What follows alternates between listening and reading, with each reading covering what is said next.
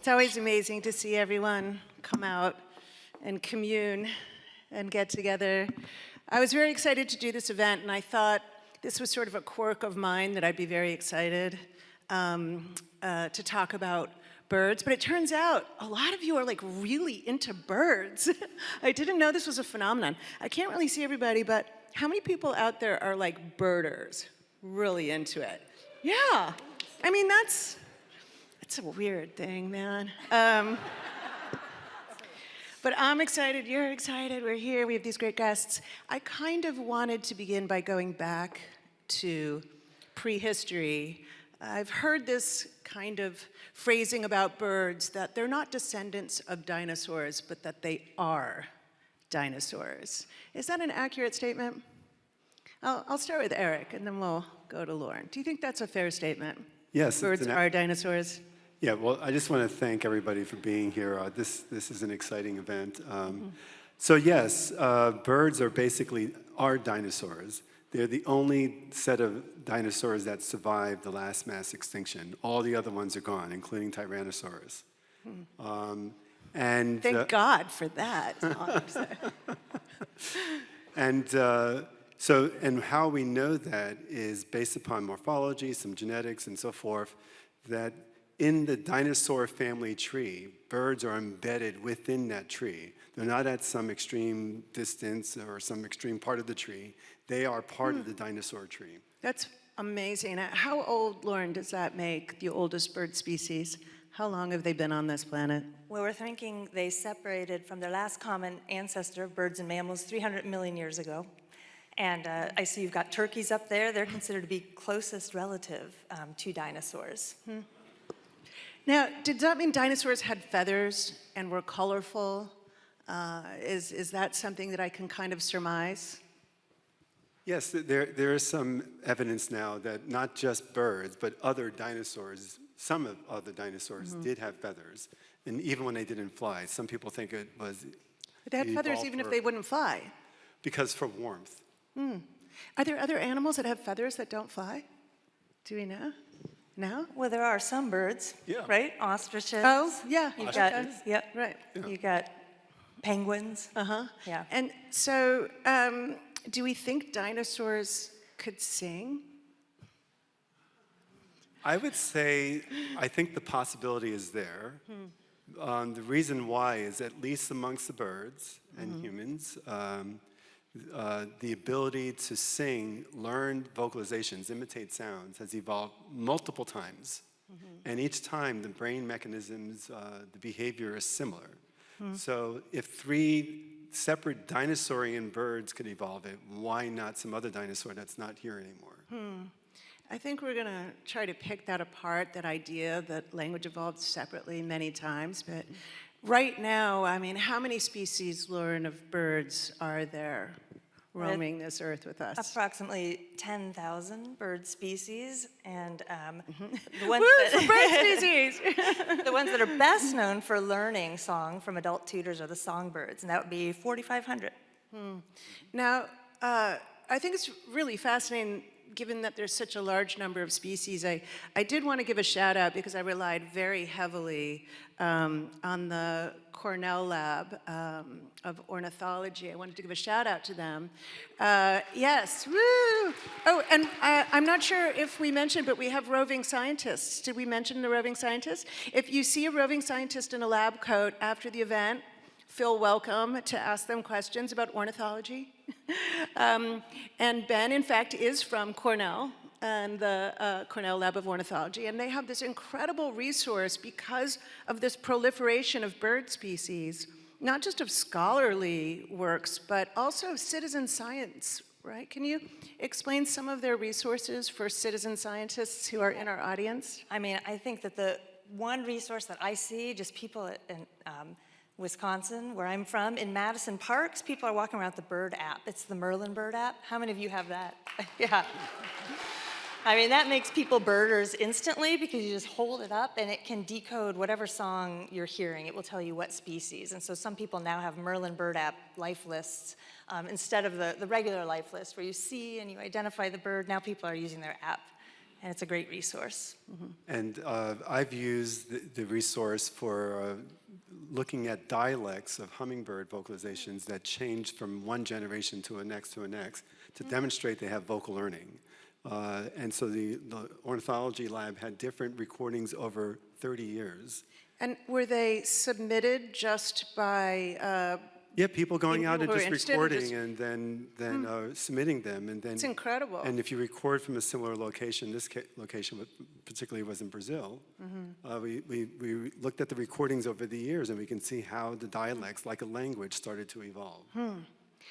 So that's not necessarily just a recent resource then, which is really bringing us to the topic, which is Birdbrains. And I know that this kind of association with the more primitive era on the Earth, in the Earth's history, has kind of a derogatory context sometimes in studying birds. And even the term birdbrain is quite a derogatory context.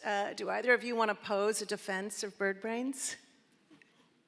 Well, I could start. I know Lauren would like wants to defend the bird brains. Yeah. So I think historically people thought because birds can fly, they gave up brain power. So they're just feather-brained. And if you look at the bird brain, comparing it to a mammalian brain, it's very smooth. So people thought, yeah, that matches. They're just instinctual, you know. They're not capable of complex thought. And then if you look at some of the structures of the bird brain, they were named things like primitivum or archopalium, as if they're archaic. And actually, Erich, like probably 20-something years ago, led a group to kind of change the bird names so that they would match what we actually know about the bird brain. And so I think what we're seeing is that the bird brain, it is organized differently from a mammalian brain, but there are a lot of the same neurochemicals in the bird brain. It's organized, at least some of the projections are similar to what you might see in a mammal. And then if you look at birds, some of the things they do are so amazing, there's no way it's just instinctual. Now, tell me, so you describe the brain as being smooth. What's the significance of the surface of the brain being smooth compared to human beings, which have a really folded fractal surface? Yeah, so the idea has been that with a folded cortex like we have in humans, all that folding creates extra surface area that you can fit into a small head, right? Bird brains, they don't have that folding. But what do that's different than mammals is that they increase PAC, the density of neurons, a lot more. So birds have 2 times the amount of neurons per cubic millimeter than mammals. And further, parrots and songbirds, the vocal learning birds, have 2 times more. So they have like 4 times the number of neurons than we do in the same amount of space. Interesting. So human beings, Homo sapiens, they fold it to increase the surface area and fit it in the small cranium. That's right. But they have a higher density. But birds, so who's the bird brain now? Yes, I think bird brain is pretty insulting, right? Not anymore. To the birds, right? Yes, that's right. Yes. Now, the brain obviously is doing a lot of processing. It's trying to take in a lot of sensory information and process it. And birds, we're going to get to the language centers and the auditory processing, but even visually, they're quite interesting. Do birds have a different range of visual experience, for instance, than human beings? And is that part of the body, the eyes, or the brain? Well, you can imagine flying in 3-dimensional space, way up in the sky. You're going to need a good visual system. And birds have most bird species, particularly the flyers, have very advanced visual systems that can detect all kinds of shapes and so forth. So pigeons, you can teach them to learn like 700 different paintings, and they'll remember them better than humans would. And even different styles like Picasso versus Monet and so forth. I'm trying to, I don't want to fall down this rabbit hole, but I'm trying to imagine how that study was done. Yeah, taking a pigeon and having them peck a key to discriminate different paintings on a computer screen. And then they get food, presumably. Yes, well, they get food, that's right. Yeah, food reward, for getting it right. And are they seeing in the same visual range like we see predominantly in what is named the optical range because that's what we see in.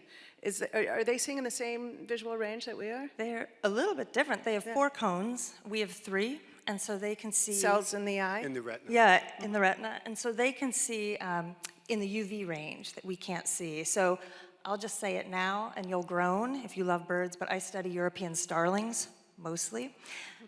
I hear it. I know. They're agricultural pests. I'm glad They you kick just out got that native. over with I early. just had to get that out, right? But I appreciate their singing behavior, and I think you would too. But they have these collars, and we can see they're kind of pretty purple collars, but I think that if you were a starling, what you see is a beautiful necklace that we just can't see. So they do have, and they have the ability to hear sounds, rapid sounds. So when we hear bird songs, some of us can tell the differences between one song and another, and females are listening to those males and picking mates, and they hear things we can't because they can hear things that occur really, really quickly. They can hear gaps in the sounds that we can't hear. And can they also detect magnetic fields? Is that real? Like the Earth's magnetic field and the sun's magnetic field, does that participate in the migratory patterns and their ability to orient themselves, geolocate? Yeah, I worked with a guy named Henrik Moritzen, where we use our molecular techniques and brain activity techniques to detect a part of the bird brain that's actually sensing magnetic fields that they use to orientate to go in different directions. And the magnetic sensing field part of the brain evolved out of the visual system. And the birds are basically kind of seeing the magnetic field with their vision. That's exactly what I was going to ask. Whenever I hear something like that, I wonder how they experience it. Because, of course, our qualia isn't, some cell detecting. We have a hallucination of seeing something. So you think that they're effectively seeing the magnetic fields. Yeah, how much they're perceiving what they're seeing, but you can record in their retina, you can go to a certain brain area up here, and you will see the activity change with the magnetic field change. That's fascinating. That kind of brings us really to the core topic that we wanted to talk about tonight, which is the bird brain and language and bird song. And I was very surprised to find out that language isn't this higher Homo sapien function of the cerebral folded cortex, which is what I had imagined or been taught or I presumed. Language is not part of that higher function of the human brain. So it's evolved other times. And what other species? Erich, let's start with you. What other species show language capacities? I'll answer that question, but I want to get one thing off my chest, I think for the whole group to know here, is that even thinking about that question was hampered by humans' egotistical thinking. Can species far away from our relatives, like far away from chimpanzees and so forth, have something more like what we do than, say, a chimpanzee? And that comes from the founders, the patriarchs, early 1900s, late 1800s, that came up with the brain terminology for things like neocortex and so forth. These guys saw evolution as linear, and the purpose of evolution, it had a purpose, was to generate humans. And particularly, they were thought European men, right? And so they tried to dig into the evidence that they were coming up with in the literature, looking at that time when microscopes really started to become more advanced in the early 1900s, look up information about the brain and so forth, and get information that supported this view that they thought evolution was linear and birds were down here. Fish were below them. Then you have primates here, and then different ethnicities of humans. So that kind of thinking led to words like neocortex or paleo, whatever that you mentioned. And we had to get rid of that kind of thinking to even try to properly answer the question that you just asked. And how did it come about that? So, Lauren, for instance, which other species do we know that have language? And it's not what you're suggesting. It's not chimpanzees and it's not gorillas. So which other species do have show evidence of higher language functions? Because vocal learning, so first of all, songbirds and parrots are well known to learn vocalizations, and parrots are incredible mimics, and some songbirds are incredible mimics. But that is actually incredibly rare. Humans do it, but other primates don't. There's some evidence that seals, that dolphins, so cetaceans, whales, bats seem to be able to learn vocalizations. And there's some evidence that elephants learn vocalizations, but that really is about it. So it is quite unique. So seals, elephants, bats, cetaceans like whales and dolphins. That's right. Was there a fifth one in there? Us. And then the birds, three birds. Three birds. Bird song. Parrots. Yeah. Parrots, songbirds, songbirds, and hummingbirds. Hummingbirds. Out of the 50 or so bird main lineages, 3 of them. Now, before we sort of bulldoze ahead, I want to pick apart exactly what we mean by language, because lots of animals vocalize. And so there are sort of steps. There's auditory processing, which a lot of animals do. Many animals vocalize. Would it be fair to say most? Maybe lizards don't? A lot of lizards don't. A lot of lizards don't, but most they hear, others but they do. don't vocalize. Yeah. Interesting. And so then beyond vocalization, there are some steps to get to what you mean by language. Can you just guide me through what these different levels are before we get to something that you would say, oh, that's a vocal production, that's language? So like what we're doing now, what everybody here in the audience is doing, you would categorize under language, the ability to perceive and produce these complex communication sounds. Okay, so let's unpack that. This ability depends upon multiple other abilities or traits or components. One of them is, as we just said, vocal production learning, the ability to produce learned sounds, which is rare, as Lauren just said, right?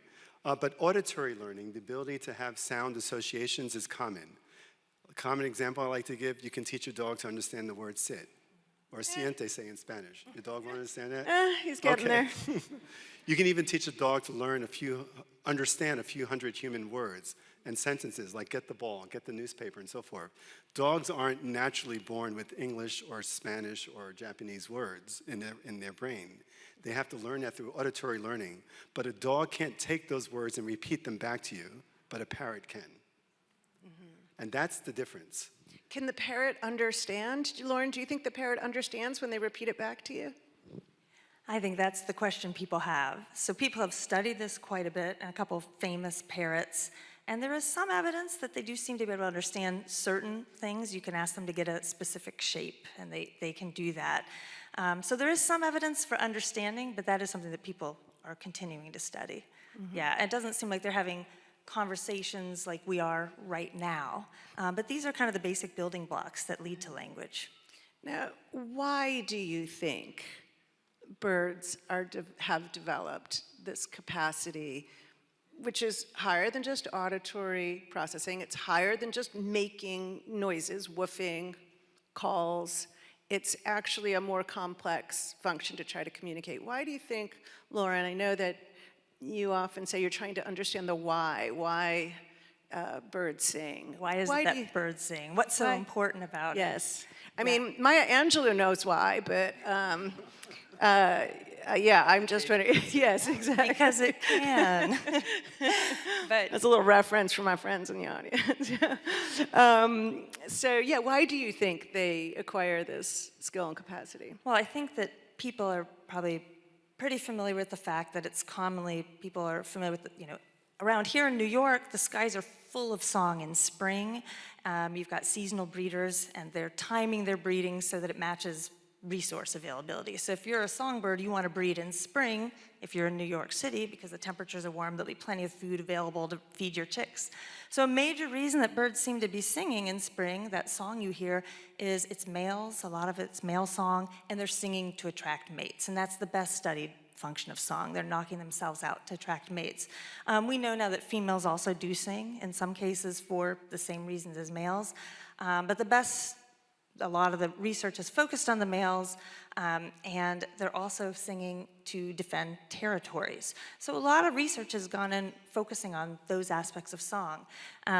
But they also sing sometimes for other reasons. Today, I just went out to the Manhattan Bridge, and I could hear starlings singing under the bridge as the train was going by. And they're sitting there in flocks and they're singing, so there are other functions of song. Part of the reason they're singing is they need to practice song, they need to learn songs. Starlings learn songs throughout their lives. Not all birds do. And so they need to practice songs, but also song may play a role in keeping those overwintering flocks together. So there are a lot of different functions of song. I've just named kind of 3 of the major studied areas. Now, there seems to be a very interesting distinction here between what's learned and what's innate. Can you help us disambiguate those two? What is innate seems to be less on the spectrum towards really describing language than what is learned. So we humans are born with the ability of producing some innate sounds like crying, like screaming or ow, and we have innate phonemes that we babble when we're young kids, young infants, that then later can convert it into learned sounds. But lots of other species that produce only innate vocalizations, they can learn to associate those innate sounds like with an eagle in the sky or a snake on the ground and pass that information on, but the actual sound structure, the sound itself is innate. With learned vocalizations, whether it's for mate attraction, territorial defense, or abstract semantic communication like we're doing here now, having that ability makes you have an advantage of a wider variety of sounds you can play with. Now, you have really pressed forward an idea that this connection, you were even just gesturing that way. Yes. Has to do with the larynx. And what is the similar organ muscle in birds? Syrinx. Syrinx. And it's a motor function. Now, That's right. this absolutely blew me away. Exactly the antithesis to what you were saying earlier about the higher Homo sapien cerebral cortex and the lineage of European males. It's actually in the motor cortex. That's Can right. you pick that apart? Well, we were trying to figure out, my group and others, we discovered that the brain regions and the brain pathways for vocal learning in songbirds, all the 3 vocal learning bird groups and humans, were embedded within the brain system that controls movement, learning how to move. Isn't that amazing? Yeah, that is. I mean, really surprising. That is right. The special part that controls the imitation is in the production imitation is in those movement brain regions, not in the hearing area, not in the visual area, or some other higher level area. So, and this explained why the brain pathways, like it had 7 brain regions in each of these bird groups, evolved in a similar way. And further on, it was found that only vocal learning species can learn how to dance. Right? Wow. And synchronize their body movements to sound and to the beat of sound in the way that non-vocal learning species cannot do. Well, that is already a weird thing to do. Yeah. Right? It's a kind of a synesthesia. You hear something and you start to move. It's already a weird thing to do. Like, I don't look at, Dustin Yellen's art and start dancing. Right. Dustin does. So just to finish this off, we ended up calling this view that the brain pathways for spoken language evolved out of this movement system as a motor theory of vocal learning origin, all right? And that's why our brains are similar in that regard. Now, that actually relates, Lauren, to some of your work, because I know that you've thought about flocking, which is very much a motor function. So there seems to be this very complex relationship between birdsong, vocalization, motor function, and social imperative or social organization. Why is the social organization part of this story? Well, I think that's a tough question to answer, but one of the things that we've been really interested in is looking at birds that are singing in those contexts that really haven't been well studied. So males are well known to sing to attract females, but what you'll see is many birds outside the breeding season, they gather in these large flocks, and starlings are really famous for that. They form these murmurations. And these are starlings. Yeah, here they are. You can see these starling flocks. Really impressive flocks. A lot of movement. Yes, a lot of movement. Coordinated movement. Coordinated movement in there. Yeah, and they say that when they're flocking like this, they're only paying attention to the 6 or so birds closest to them and really quickly changing their flight. But what we became interested in is why are they singing in these flocks? And one issue is if you are a bird and you are singing, you are subject to predation. You're making yourself very visible. But if you're in this flock, you are protected. I mean, if predator is going to come in there, it's going to, you're safe in that flock. And so I think the flocks offer birds an opportunity to learn and practice songs. So some birds learn song once when they're really young. They learn during a critical period, the song that they're going to sing when they're adults. And they do have to practice that song when they're young, and there's a social component to that where parents can respond to the young that are singing. Birds don't learn as well if they just hear taped recordings. They learn their songs much better if they're with live tutors. And starlings are interesting because they will learn songs throughout their lives, completely new songs. They're vocal mimics they can learn for years. And so I think that being in this flock offers them an opportunity to practice this song. Now, I've heard both of you say that birds who do have language or bird song stay with the parents longer. And so like a chicken will be born and it'll stumble off. That's that. But the ones who sing stay for longer, and then that somehow participates in their development of a need for social cohesion. Yeah, or singing. I always mix these two words up, but I think, all vocal learning species are precocial, right? So they have to be raised by parents. They have to be raised by parents. It's not like a chicken where they could start to walk right away. It's nurturing, petting, listening and learning how to imitate sounds. And this helps the vocalizations get passed on culturally from one generation to the next, like we do for spoken language. So they really are not just woofing like a dog or mooing like a cow. It's not just an innate. They are actually learning something from their parents. That's right. In the same way that one person learns French and... That's right, and you need to have the social interaction. But by the way, getting with the predators that Lauren mentioned is that I think the reason why vocal learning in spoken language is so rare is because you can be picked off by predators easily if you're out there alone singing at the top of a tree, broadcasting yourself, and switching your song from one form of the song to another song. You had to attract a mate, but you're going to attract the predator too. So you have to be smart enough to evade predators to be a vocal learner. And hence the social cohesion. Yep. And the problem solving. Yes. So there's a certain element of problem solving, Lauren, which you described. They're in the flock and they have to kind of compute their near neighbors and readjust. That is sort of a computation and a problem solving almost in real time. But you've also discussed kind of emotion associated with flocking and with singing. Can you tell us about that a little bit?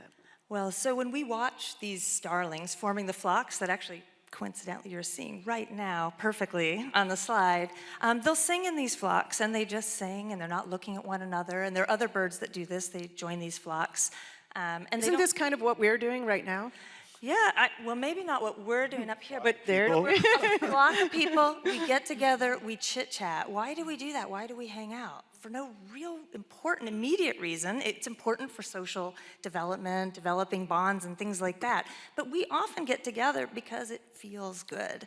And so I kind of, we talked about how you start new areas of research, and sometimes you meet resistance. And so to ask a bird if it feels good, I mean, that doesn't sound like a real scientific question, but I want to say that Darwin said that during the breeding season, birds sing to attract mates, but outside the breeding season, they sing for their own amusement. And we thought perhaps birds, perhaps they are singing for their own amusement, but that this would be really important. It needs to be self-reinforcing to sing so that you can learn your songs. And so we've done some studies where we asked birds, does it feel good to sing? And what we did is we dipped into studies that are in psychology, where people use things, it's called a condition-place preference. And so what you do is you take a bird and you let it sing in a certain place, and later you say, do you prefer that place? And birds that sing in these flocks, they develop strong associations for place that was associated with that singing behavior. And so we interpret that to suggest that birds are singing, at least in this context, because it is self-reinforcing, it is rewarding. And the place they'd normally sing is the flock, and so we think that singing in these flocks really does kind of bond them to the flock. So it's a little bit similar to us humans, chit-chatting. We do it because it feels good, and it can contribute to social bonding. Now, speaking of social bonding, you just said that social experiences like dancing, that only vocal learners can learn to dance. Yes. And this is sort of, you know, this is like Saturday night at Pioneer Works. I think this is quite amazing that these birds are dancing. You were a dancer, Erich. That's right, yes. And did you feel that there was this kind of expressive aspect of dancing that was fundamental? Yeah, You guys want to see that again, don't you? Yeah, I started out as a dancer, you know, here in New York City. High School Performing Arts was at Albinelli School and Joffrey Ballet, and I was going to become a professional dancer and decided to switch to science. But I didn't think my science would later on take me to dance. And back in 2009, when it was discovered that only vocal learning species can learn how to dance, this is now bringing me full circle. By the way, I still dance. It's more salsa now than what I used to do before, but jazz and ballet. But yes, and so discovering that only vocal learners can learn how to dance, now we're looking into the neurobiology of dance and that relationship. And the hypothesis we're working with now is that when you evolve this brain circuit that takes hearing sounds and feeds it into the brain pathway that produces sounds, you need a rapid integration of hearing sounds and motor output for those sounds. And by integrating those circuits in a very rapid fashion, I think that contaminates the rest of the motor system that allows our other body muscles, not just our voice box, but other body muscles to move to sound in ways that other species can't. Yeah. It's really... Can I add something on the problem solving here? Yeah. So we did a study with songbirds upstate New York, and we also found that the more advanced ability of imitation you have, the better you are at solving problems in songbirds, right? So blue jays are really fantastic. Zebra finches that we studied in the lab weren't great. At imitation? And imitation. Okay. Like the species that have better ability to imitate other species sounds, including human speech, are better problem solvers. So I call this the vocal learning complex. The ability to imitate sounds, the ability to dance, and the ability to be really good problem solvers. Somehow those three come together. Amazing. And there again is that sort of social component and reward component, because you need to be reared by the parents for longer, and you need something to imitate, and you need to learn a song. So it suggests that these come as a cluster. Lauren, is that what we see? Do we see that many of the other species that have vocal production, language, or song are social? We do see that, but this does remind me of one challenge, and that would be cowbirds. So cowbirds are nest parasites. They lay their eggs in the nests of other birds, yet cowbirds need to learn cowbird song. So how do they do that, right? The eggs hatch, they're raised by other bird species, so what happens? So this is a challenge. This kind of goes against some of the things that we've set up here, the patterns that we typically see. And it looks like what cowbirds do is they, at some age, they find other cowbirds. And they start to mimic other cowbirds, and then females actually help train the cowbirds. So the females aren't singing, but they listen to the male song, and the males will sing, and then if the female flips her wing, it's really a tiny little flip that's really hard to see without a camera. She likes it. Yeah, she likes it. He incorporates that. And the female, is changing the male brain. She is changing the song that he's singing. She is changing him. She's training him. How does she know what song? Well, that's, pretty much. Yeah.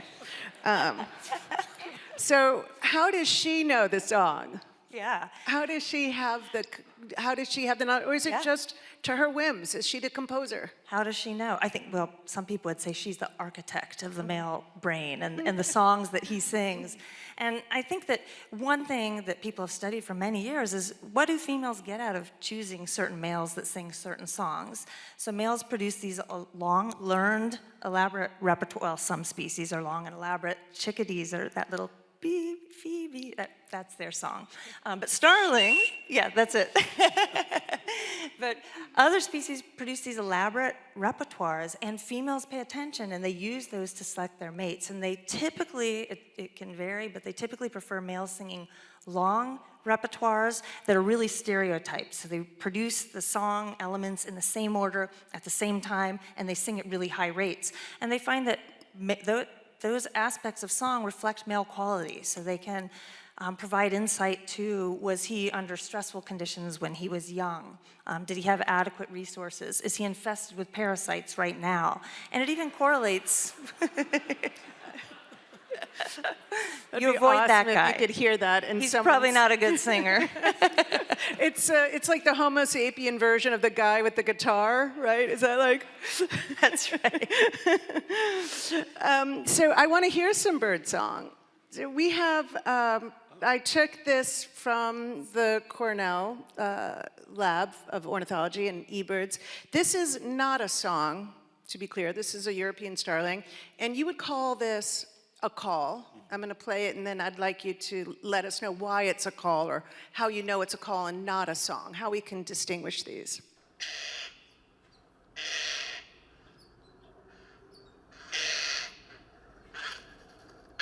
So what are you hearing? What are they saying, Lauren? What are they saying? Well, I'm picturing starlings are down at a food source, and they're walking around, and they're all interested in that food source, and they make this vocalization. And this is something that is thought to be unlearned. They can do this, you know, once they're a certain age after they hatch. They don't have to hear other birds to make this vocalization. So calls like this often express alarm. They can be a sign of distress. And it's adaptive, right? You need to vocalize if there's a predator in the area. Actually, starlings quit vocalizing, but some birds will make alarm calls. And so, yeah, it's thought to be an unlearned vocalization. Now, it's difficult sometimes to distinguish between calls and songs. Songs typically are much more elaborate. They are the learned vocalizations. And calls are typically shorter, but again, the chickadee messes that up, because the chickadee-dee-dee-dee-dee, that's the call. The number of Ds tells you how threatening they perceive you to be. And you want to do it? Phoebe. Yeah. That's the song, right? Now, this is a flocking call. Yeah. And are they all communicating the same message, do you think, in this? Yeah, in this case, they are this would be sort of what you see in winter and fall right now. We hear this vocalization very commonly in those large roosting flocks. And it probably plays some role in social contact. Now, let's hear a song. And you can already see from the stereograph. Yeah, that it's frequency on the y-axis and time along here. But clearly, this is very cleaned up in comparison. Mm-hmm.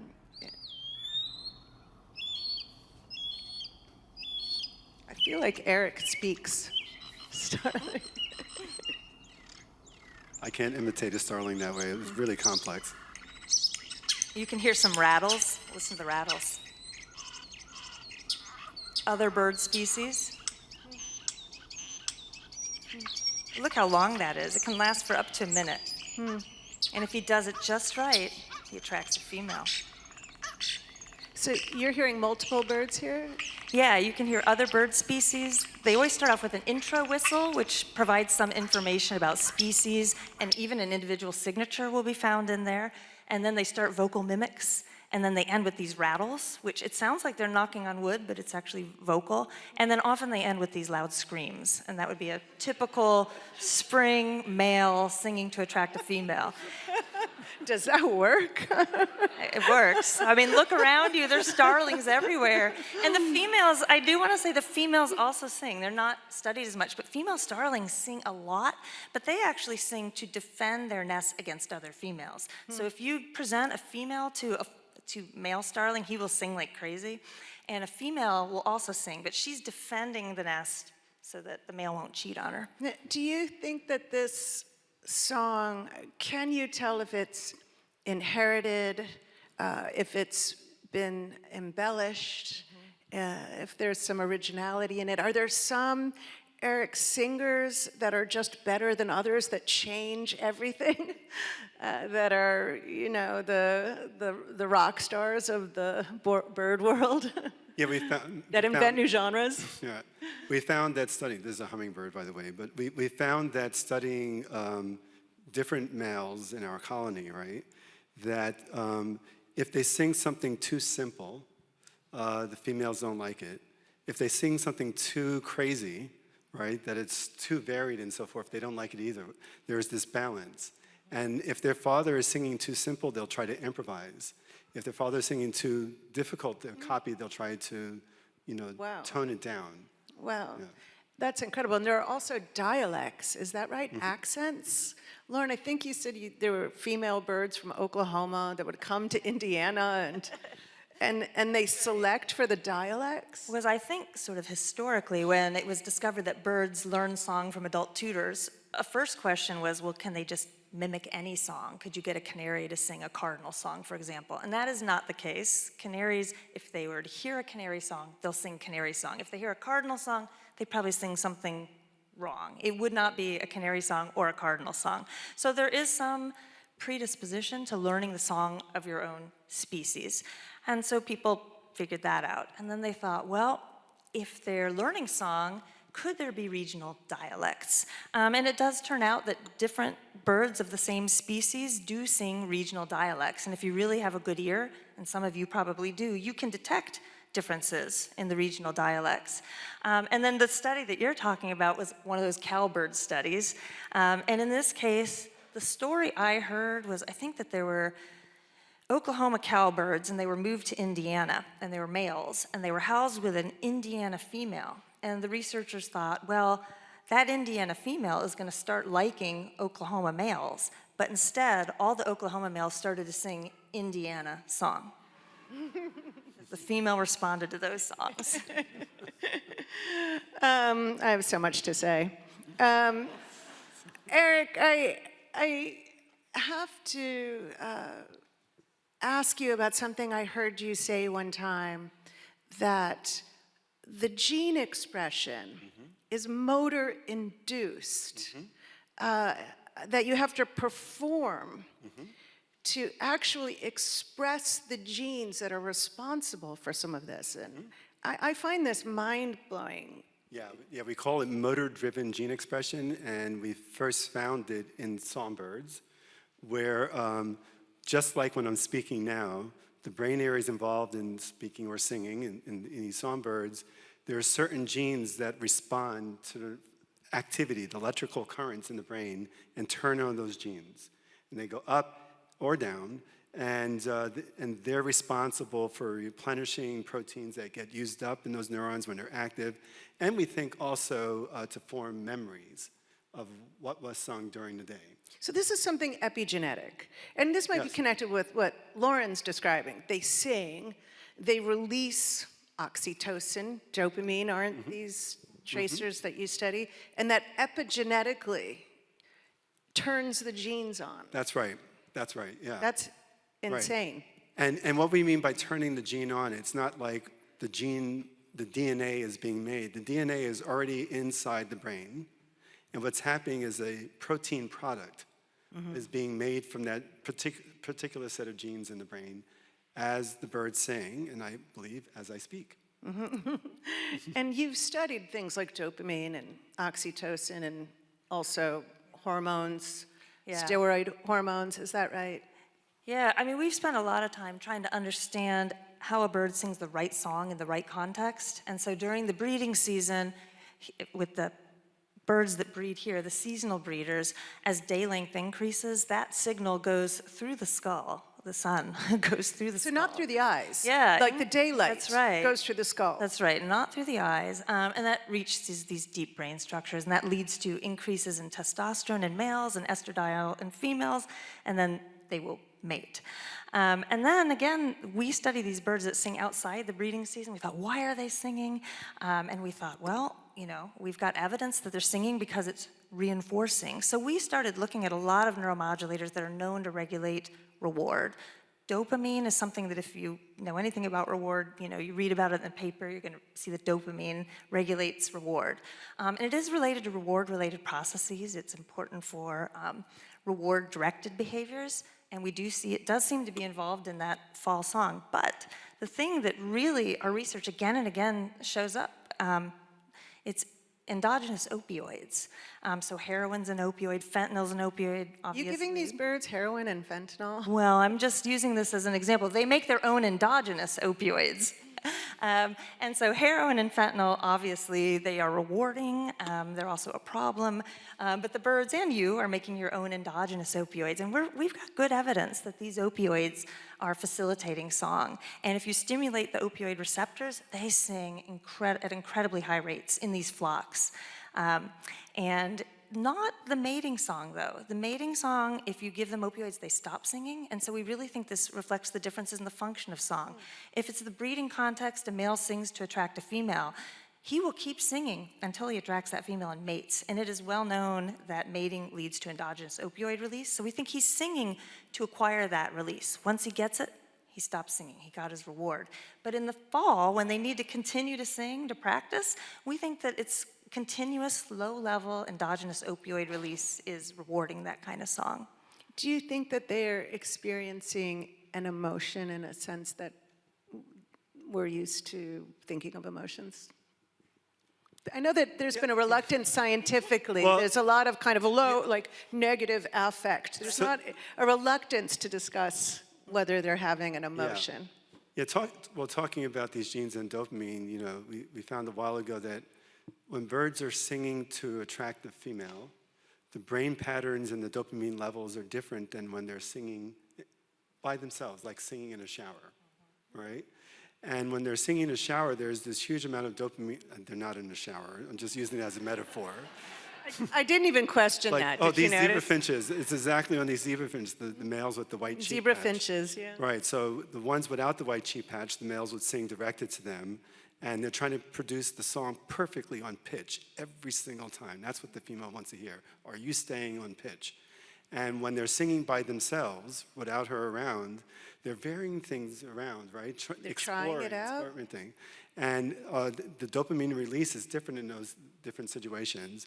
And I think, you know, as if when you're enjoying singing in the shower, you're enjoying it and trying to practice and so forth. Let's hear the zebra finches. This is a call. You study zebra finches, right, Erich? This is a call.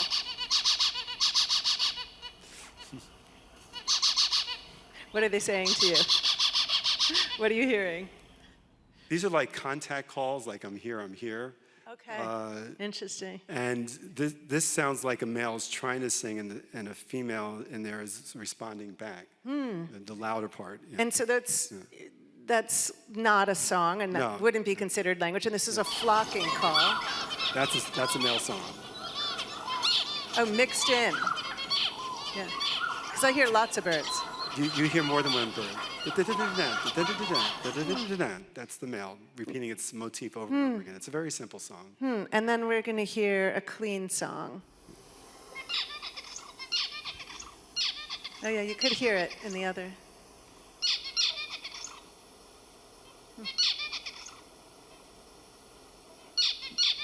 Can you hear the difference with the starlings? Oh Right? yeah. So what's fascinating about, for us scientists, you know, studying these songbirds versus studying humans, for example, if we were to only study humans, one species of primates has the ability to imitate sounds. In songbird, you got 4,500, right? Songbird species. And they range from the very simple singers, like the zebrafinch here, to the more complex, diverse singers, like the starlings. And so you can look at this greater diversity in how vocal learning occurs. Now you touched upon this earlier. You can kind of teach one species another species song, but not quite or not well. What goes wrong? They can kind of imitate it and learn it. Yeah, But they don't quite naturally habituate to it. Yeah, they're not going to sing another species song perfectly. Starlings are vocal mimics, so they will incorporate snippets of other species song into their repertoires. They will incorporate sirens that we hear. They'll incorporate dogs barking. They incorporate human speech. If you go to YouTube and look up starlings, it's amazing, some of the things that they can mimic. But they're not singing the song of other birds. They'll still start off with that sort of introductory whistle, a lot of vocal mimics, some rattles, and then they scream. And that is the starling song, but it does include the vocal mimics. And so I think there have been some studies, though, where they've raised the zebra finches that learn the song of adult tutors when they're young. And they were raised without tutors, and then they were bred, and then the next generation sang, and then the next generation.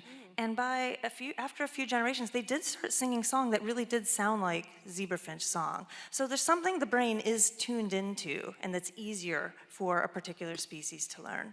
Are you saying that if they learned it as adults, they have an accent, but if you generationally teach them, they can speak It's a little bit like that. There is a critical period where the birds are, if you don't play them song during that critical period, you can extend the window a little bit and they can learn it a little bit later. But I think, for some of the species like the zebrafinches, they just learn during that window. If you give them a song later, they're still gonna sing something that's abnormal. But the starlings are different. They could continue to learn and adjust their songs. Yeah, so it's a lot of species differences. But what I think is happening here about the mimics is that in order to diversify their repertoire to sound more attractive and healthy, they're stealing sounds from other things in the environment and increasing their repertoire more. And that's why they imitate alarms and human voices and so forth. They sound smarter that way. Yeah, it's like Charles Mingus. So if you look at these three sort of subcategories of birds, the songbirds, the parrots, the hummingbirds, and they are living dinosaurs. If you look at them in a kind of phylogenetic tree, the Darwin's tree of life, are they clustered near each other? You already intimated that they are not, but they're not related to each other. They didn't all come out of the same pressures and natural selection? Yeah, so actually this is one of the things that got me involved in phylogenetic tree reconstructions and trying to find out, because we found that the brain pathways were so similar that people, even some religious groups, argued this has got to be intelligent design. And so some people are arguing, no, they came from the same origins. They had one ancestor. They didn't evolve 3 separate times. So I got involved in a big genome project, sequencing the genomes of a whole bunch of bird species. And we did with the entire genetic code, we looked at the tree again. The former tree was wrong, but the new tree didn't bring the vocal learners together. Songbirds and parrots, yeah, are kind of close. And there are other species, though, that don't imitate, that they're more closely related to. If they came from a common origin, it would mean that it would be like human and chimpanzees having a common ancestor that spoke language, and chimpanzees losing that ability. Which is what I don't think happened amongst these birds. So what do you both think happened if they did not come together? You think it's just these social pressure, these factors that we've already discussed. It feels good, it requires learning, there's social cohesion, and so the circuitry evolves in response to those things as opposed to a common ancestor. Yeah, I think that's what's going on. I think this mate attraction was what I think first drove it. Predators are selecting against it, right? But after you overcome the predation factor and you use it for mate attraction, then you use the learned vocalizations for what we're doing today, like this learned semantic communication. And I have to say that I really think it's a big leap, but it's not such a big leap, because not only the brain pathways, some of these genes you asked me about earlier, we find that in songbirds, parrots, hummingbirds, and humans evolve some of the same genetic changes in those brain regions. Not new genes. Independently, but not new genes. We didn't come up with new, totally novel genes in humans that's giving us speech or a song in songbirds. It's taking old genes and that are in the motor pathway for movement and changing them to function in a different way for moving the larynx. And you see, hummingbirds are pretty fast too, right? So they have very quick motor processing. And can evade predators. And can evade predators. Yeah. Do hummingbirds flock? They don't, do they? Is there like sort of... You'll see them occasionally. I mean, when they're preparing to migrate, they'll be in flocks. But often you see them, they're quite aggressive at your feeders. So they'll gather sort of around a food source, you might see them. There are different reasons birds will flock. Sometimes it's because there's a shared resource. But often they're flocking when they're preparing to migrate or flocking to stay together for protection during the winter. So this is an interesting question, that birds are sometimes solitary, the same species, and then will form a group under certain seasons for certain purposes.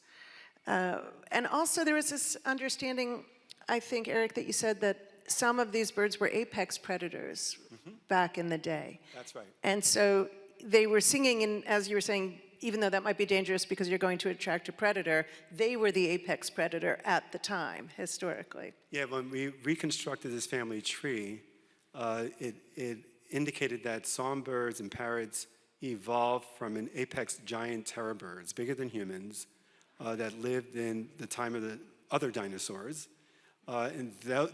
Its ancestor went extinct, but the descendants, the songbirds and the parrots, are still here. And if you look at a parrot beak here, it's designed for more like predators, like an eagle, like a hawk.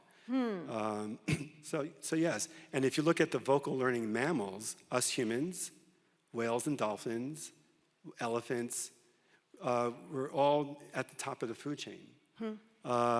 And if you look at the bats, they're not at the top of the food chain, but they're producing their learned vocalizations in an ultrasonic range that most other species can't hear. So they're sneaking past the detection. That's right. They're avoiding predation by, you can't hear them. And their bats are pretty quiet, but they're not. Right. They're really loud, just not in a frequency humans can hear. That's right. And most mammals can't hear it. Most mammals can't. Can't hear it. Lauren, I have a kind of odd question, which is, when you're studying these aspects of these animals, are you ever thinking about the implications for humans, or even for your own experience? Yeah, I mean, we think about the implications for humans. In part, our research has been of interest to funding agencies that support mental health research, and part of that is because we started by looking at how does the brain ensure that the proper vocal signal is produced in the proper context, so that a male will sing a mating song when it's the mating season, a different song in a different season. And then we also were looking at factors that motivate and reward communication. And I think, there are a lot of animals that vocalize, they perform maybe distress vocalizations or alarm vocalizations. A lot of animals also produce courtship vocalizations, but it is very rare that you have animals that come together in social groups and just vocalize in a kind of a gregarious, positive social context. Humans do that. And so we started to get funding to study how does the brain regulate that? We've studied a lot, what's the role of opioids in this type of communication? And the reason for that is because when it comes to humans, this is the type of communication and social interaction that can be devastated by mental health, by mental illness. So, for example, even social anxiety, these social interactions that may be rewarding for most people are no longer rewarding. People avoid them. If it comes to depression, it could be that you communicate in one context, where if you're hungry, you could ask for food, get a food reward. But it's the social give and take, these relaxed, positive social contexts that really they become aversive. And so we've been trying to understand, how does the brain make communication positive and rewarding? And the idea is that there could be implications for mental health in humans. You've also worked on things that have implications for human. Is it dysfunction in speech communication and gene therapies? Yeah, I'm so glad you asked this, because I think it's really a critical factor for the public to understand the relationships here.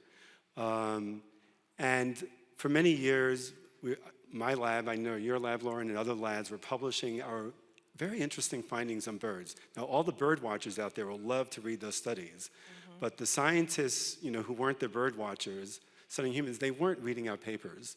And so I decided, in our group, and I know there are other labs, yours included, that are doing this, branching out to humans directly, not waiting for some other scientists to pick it up.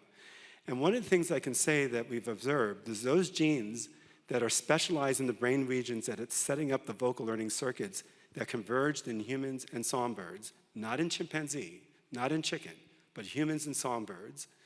Those very same genes, when they have mutations in them, they're associated with speech disorders in humans. So you can recapitulate some of these disorders, including verbal deficit disorders you see in autistic children. So this makes studying the songbird system, the parrot system, a better model for understanding not only normal speech, but speech disorders than, say, a mouse or a non-human primate. And does that suggest gene therapies? Yes. Possibly. I Is it epigenetic again, that you can upregulate or downregulate with proteins that are elicited in the body or administered. So these specialized changes, they're occurring through epigenetic means, but there's a genetic change that's making that epigenetic change. All right?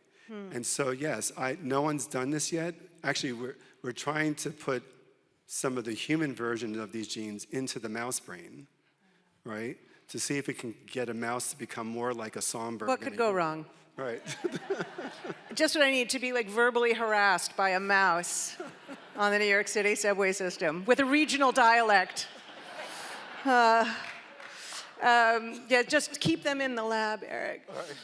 Just before we open this to questions, it's been phenomenal, and I now, I guess, am officially a birder.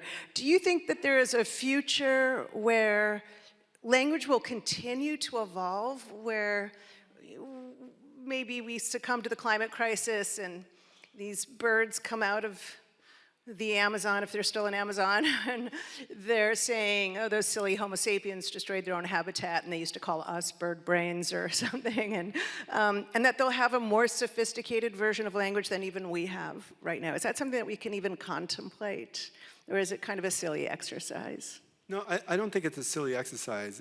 Actually, talking about, before, you implied species going extinct, I'm helping to lead a project to sequence all bird species on the planet, to get the genetic code of eventually all vertebrates. And I think there's a lot of knowledge in the biodiversity out there for answering that question that you asked about, the more complex or the more simple ways of vocal communication amongst birds, other species, humans. But my own prediction for the future is that I do think it's possible that another species will evolve vocal learning. If it evolved 5 times in mammals, 3 times in birds, why not one more time? And I can predict what the brain pathway is going to be like. I can predict it's going to be a dancer, it'll be a good problem solver, all right? And I can tell you the genes that are going to change because we've already seen it happen multiple times. Fascinating. And Lauren, do you have some projection for what the future could hold? Either. I mean, I guess when I'm thinking about the future, and not in terms of vocal learning, because I think that was a great answer, but one of the things I think about is, birds, I study the starlings, but just going around New York today and yesterday, I saw a lot of house sparrows, I saw a lot of homing pigeons, and I think that birds are really in tune to the rhythms of the planet. They detect the day length, and that's what tells them when to breed, and they're trying to coordinate that with food availability. And one thing that's going on now is with the climate changing, those things are mismatching. And so I think we do have a risk of losing a lot of birds. I think there's a risk that we're only going to be seeing house sparrows and starlings, maybe crows, and some of these other birds that are really great at invading. And so I think birds can tell us a lot about invasive species and what will be successful, but I think they also remind us that we have a lot to lose, and that's the kind of planet we want to see. Mm-hmm. Well, what a wonderful conversation. I could talk to you both for hours. I owe it to our audience and our guests to allow them to ask some questions. So please join me first in thanking our guests for a wonderful conversation.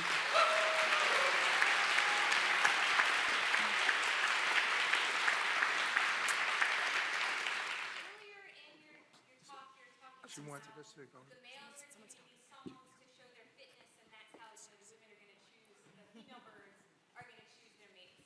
So does that mean there's a section of the male songs like, look, I don't have parasites, and there's a different one that say, and I'm really strong. Like when you're studying the songs, are you able to actually break it down into units, or is that a really oversimplified way of thinking about it? Yeah, there's definitely some research on that, and it looks like if a male is raised under impoverished resource conditions, so not as much food available, then that bird will not mimic the adult tutor song as well. So the song is a little bit off, and that will be reflected then in the adult song. And then if the animal is infested with parasites at the time that it's trying to attract a mate, it won't sing the song as well. It won't repeat it as often, and it may not sing it as loud. So those are exactly the kind of questions people are asking. Yeah, some good support for that too. Yes, please, at the microphone. Can birds count, and also do they have any sense of rhythm. I've seen the cockatoo movements, but it just seems as if they're moving to a beat, but not really sensing the rhythm and building upon. But let you. Yes, there's some studies, particularly with crows, showing that they can count, I think up to 9 or 10. Yeah, pigeons as well, that's right, yes. So they haven't got into the hundreds, but at least, in the low digits. And for the rhythm, I mean, the cockatoo and other parrots, that I would consider that pretty rhythmic by not only dancing to every beat, but putting an emphasis on the downbeat. I thought they were pretty good. And Snowball, the famous cockatoo. Snowball. Yeah, for those of you who watch, right? Snowball is evolving his choreography over the years and getting more complex. And do you think the genetic work could be helpful for understanding movement disorders? Yes, I do. I think especially movement disorders that are coordinating sensory input with motor output. Thank you. Thank you. You talked a lot about how predation has an effect on songbirds, even if it's a negative effect. Are there areas where there's lower density of predators, where there's higher density of songbirds? Yeah, how that hypothesis came about is exactly for that reason. One of my colleagues, Kaz Okanoya, found that Bengalese finches who've been bred in captivity by humans for many years without predators were singing more complex songs than their wild-type counterparts, which are called the Munia finch. And when you actually played the domesticated laboratory-bred animals without predators, when you played his songs to the wild females, they preferred his song than the wild counterpart. So bringing some of these animals in captivity, it causes the repertoire to actually become more diverse. Cool. And are there places like Madagascar or the Galapagos where there's like a higher proliferation of different species of songbirds, or?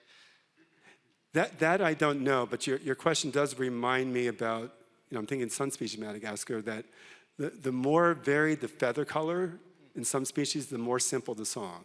The more drab the feather color, the more complex the song. So they're overcompensating? Yeah, so he's making up for it, yes. Thank you. All right. So my question is, what about birds like shrikes, which are predatory songbirds? Do they sing as well? Do predatory birds sing? I mean, yes. All the songbirds And you were sing. saying these are predators, Yeah.